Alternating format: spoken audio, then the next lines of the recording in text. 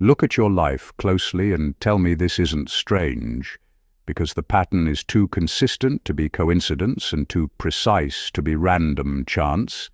Everywhere you go, problems seem to shrink as if pressure itself bends around your presence. Chaos loses confidence when you arrive like disorder suddenly realizes it picked the wrong battlefield. And confusion, the kind that tangles other people into knots, somehow rearranges itself into clarity when you step in. As if your mind carries blueprints others didn't know existed, and yet with all this capability, with all this quiet influence, the more powerful you become, the more isolated you feel, like you were engineered to walk into storms without flinching, but never designed to live in crowded rooms full of noise and shallow air. Because people don't celebrate your strength the way they celebrate charm or entertainment. They study it. They whisper about it. They sense it before you even speak, because your presence is pressure. Not loud pressure, but the kind that reveals cracks in weak foundations. Your mind is movement, always analyzing, always restructuring, always seeing 3 steps ahead. And your spirit is construction, constantly building, correcting, refining the atmosphere around you. You don't just exist in a room, you shift it. You alter emotional temperatures, you change the direction of conversations, you make masks feel heavy on the faces of people who are used to hiding. And the moment you truly walked into your power, something changed in the social air around you. People who once felt comfortable around you now feel exposed without knowing why. People who once talked over you now stumble over their words in your presence, not because you became arrogant, not because you became louder, but because you became effective, focused, internally aligned.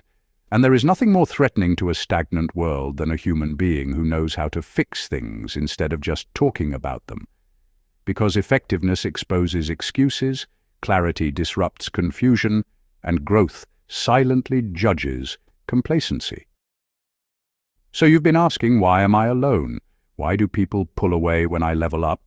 Why does it feel like I'm walking a path no one around me understands? And the answer isn't rejection the way your emotions try to label it. It's divine filtration, a separation process that removes what cannot go where you are going. Your loneliness is not punishment, it is protection. Protection from distractions disguised as relationships, from noise disguised as connection, from people who liked the version of you that was still shrinking to fit their comfort zones. This quiet season is creating space for sharper vision, deeper discipline, stronger discernment, and a life that is built on alignment instead of approval. So type 777 in the comments. If you feel this shift happening in your life right now, like this message, subscribe if your spirit recognizes truth when it hears it, because what I'm about to reveal next is why your life had to get quiet before it could get powerful, and why the silence you feel isn't emptiness, it's preparation. Point 1. You were never designed for a life built on surface-level interactions and predictable emotional patterns, and deep down you have always known it, even during the seasons when you tried to convince yourself otherwise just to feel normal. From early on, you likely sensed a quiet but persistent disconnect between you and the environments around you, like you were watching life happen through a slightly different lens. While others found comfort in routine conversations, recycled opinions, and social habits that ran on autopilot, your mind kept scanning for what lived underneath the surface. You noticed tone shifts, unspoken tension, patterns in behavior, and cause and effect playing out in real time. You weren't just participating in life. You were studying it, decoding it, trying to understand the architecture behind people's choices and the long-term outcomes hidden inside short-term decisions. That difference may have made you feel out of place long before you had the emotional vocabulary to explain it. It wasn't arrogance and it wasn't isolation by choice. It was wiring. You are naturally solution-oriented, which means you instinctively move toward resolution, clarity, and progress, while many people unconsciously cling to familiarity, even when that familiarity keeps them stuck in cycles that quietly drain them. Over time, this created subtle friction you could feel but not always name. People often bond over shared avoidance. Avoiding difficult conversations, avoided healing, and avoided responsibility. But you kept gravitating toward growth, and growth inevitably shifts dynamics. When one person in a room starts evolving, it silently highlights where others are remaining the same, and not everyone is ready to face that contrast. Most people don't actively reject growth. They simply drift toward what feels easier, more comfortable, and less demanding. That drift is what gradually separated your path from theirs. The loneliness you felt along the way was never proof that you failed socially or that something was wrong with you. It was evidence that your internal compass does not point toward comfort. It points toward improvement, self-awareness, deeper understanding, and forward movement. That is a rare orientation, and rarity naturally narrows circles. But it also refines them into spaces where depth replaces noise, and connection is built on alignment rather than convenience. Point 2.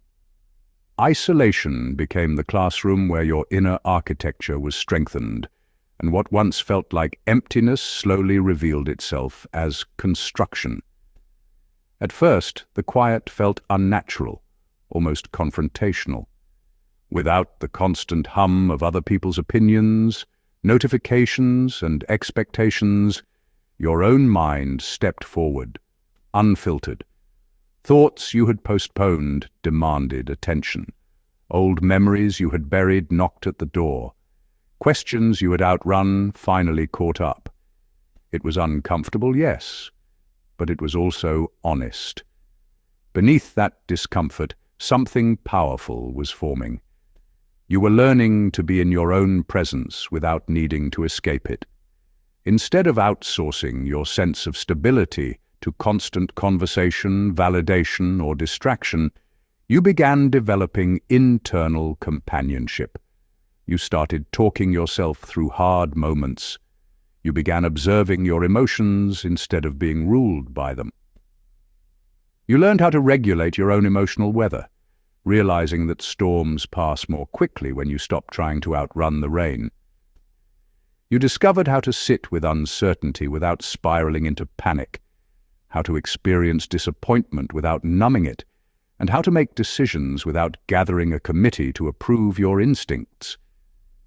These may seem like quiet skills, almost invisible from the outside, but they are the backbone of resilient leadership and unshakable self-trust.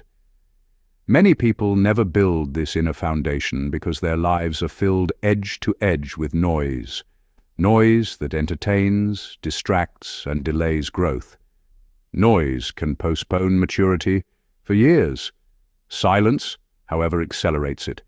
In that silence, your nervous system recalibrated. What once triggered overwhelm now meets a steadier version of you. You no longer react with the same urgency or emotional volatility. You pause. You assess. You breathe. You think. That space between stimulus and response has become your power. It means your strength is no longer tied to perfect conditions or cooperative people. Your strength has become internal, portable, and reliable. You carry it into tense conversations, unexpected setbacks, and uncertain futures. Isolation didn't weaken you the way you feared. It trained you. It stripped away dependency on external reassurance and replaced it with a grounded, self-generated stability. Now, when life gets loud again, you won't lose yourself in the noise because you have already met yourself in the quiet. Point 3. As your internal stability increased, Your presence began to carry a different kind of weight, the kind that doesn't need to enter a room loudly to be felt. It isn't forceful, it isn't performative, and it doesn't try to impress. It is simply grounded. And grounded energy is rare. Humans are deeply sensitive to emotional signals, even when they lack the language to describe what they're sensing.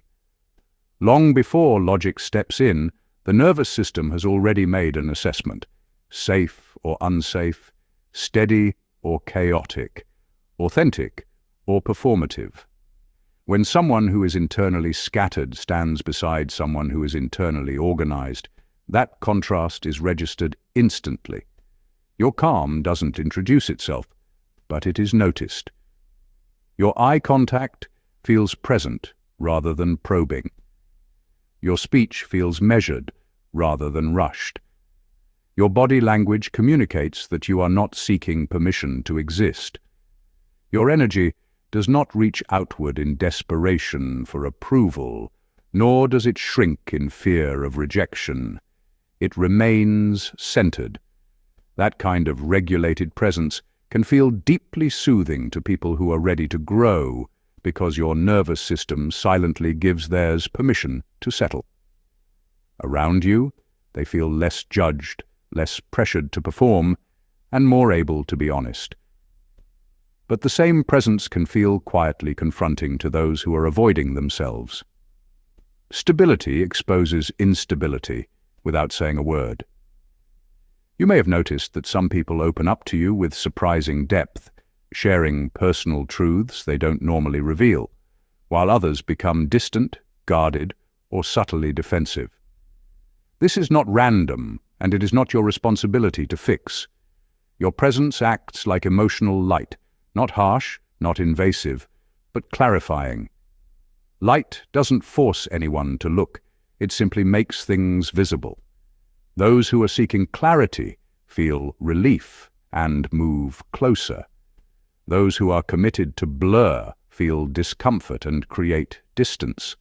This is not rejection. It is filtration.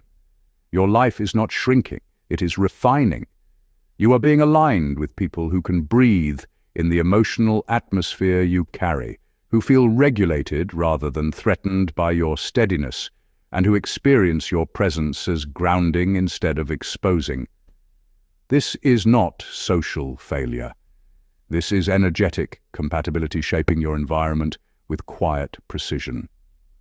Point 4.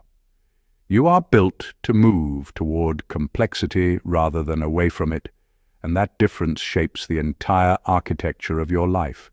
When a problem appears, something in you sharpens instead of shrinking. Your mind does not immediately search for escape. It starts organizing. You map the situation, identify variables, sense patterns, and quietly look for leverage points where a small shift could change everything. This response was not developed overnight or handed to you through easy victories. It was shaped in seasons when you had no choice but to adapt, when circumstances demanded maturity before you felt ready, and when pressure forced you to think instead of panic. Challenges that once felt unfair were in reality strengthening your cognitive and emotional endurance. While others were learning how to stay comfortable, you were learning how to stay functional under stress. Over time, you stopped expecting life to be smooth and started focusing on becoming capable. And that internal shift is one of the clearest turning points in personal power. Most people measure a good life by the absence of problems, but you began measuring growth by your ability to face them without losing yourself. You became someone who can hold complexity without collapsing, who can make decisions when outcomes are uncertain, and who can stay steady when emotions run high.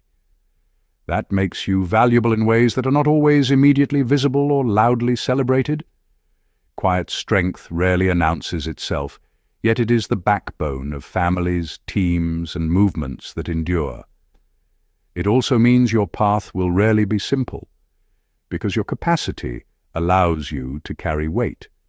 Others cannot, see angles others miss, and remain composed where others freeze. This does not mean you are meant to suffer endlessly or accept hardship as your identity.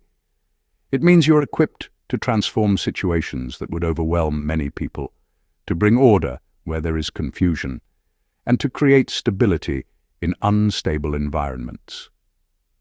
Your life has been less about comfort and more about capability, less about ease and more about expansion, and that design is not accidental. It is the result of a mind trained by reality, a nervous system strengthened by experience, and a character refined by responsibility. Point 5. When a person becomes internally anchored, their external behavior begins to shift in ways that are quiet yet unmistakably powerful. Your nervous system is no longer on constant alert, so you stop reacting to every shift in tone, every raised eyebrow, and every subtle attempt to pull you into emotional turbulence. That calm presence changes the entire emotional climate around you. Manipulative tactics start to fall flat, not because you're fighting them, but because there is nothing in you for them to hook into. You are less easily impressed by grand gestures or polished personalities, so superficial charm loses its sparkle. You see patterns instead of performances. You notice consistency instead of charisma. At the same time, you are less dependent on approval, which means guilt, urgency, and emotional pressure have far less leverage over your decisions. You begin responding from clarity rather than from the fear of disappointing someone. People who unconsciously depend on these old emotional exchanges to feel secure or powerful often sense this shift before they can explain it. Around you, they may feel strangely off balance, as if something familiar is missing.